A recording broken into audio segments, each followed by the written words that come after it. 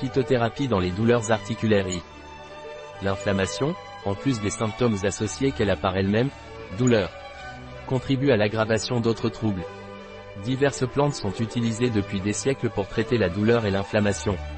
On sait aujourd'hui que les principes actifs de ces plantes sont capables d'inhiber ou de moduler les deux voies majeures du métabolisme des substances pro-inflammatoires, la voie de la cyclooxygénase et la voie de la 5-hydroxygénase, contribuant ainsi à réduire l'inflammation. PHYTOTHERAPIEORALESAFRAN des Indes. Le curcuma alonga fait partie des nombreuses plantes utilisées depuis des siècles à des fins thérapeutiques, notamment dans la médecine traditionnelle indienne.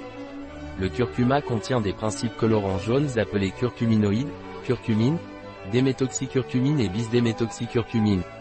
Il contient également des huiles essentielles avec des sesquiterpènes et des dérivés monoterpéniques, bien que dans une moindre mesure. Il contient également de l'amidon, dont le composant principal est les arabigogalactanes. Mais son activité anti-inflammatoire, antioxydante et antidégénérative est due aux curcuminoïdes. Ces dernières années, de nombreuses études internationales ont confirmé ses effets thérapeutiques. Les douleurs et raideurs articulaires sont d'un grand intérêt. La curcumine aide à réduire l'inflammation et la malnutrition du cartilage. En effet, il peut ralentir la progression de l'arthrose. La curcumine a un effet similaire à celui de certains anti-inflammatoires. Module l'inflammation et la douleur de la manière suivante, il inhibe l'activation du facteur de transcription NF-κB. Réduit l'expression de l'IL-1 et du TNFA.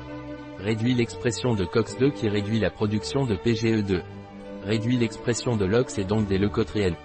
Réduit l'expression des métalloprotéases. Empêche l'apoptose des chondrocytes induite par l'IL-1. Augmente l'expression des cytokines anti-inflammatoires IL-10.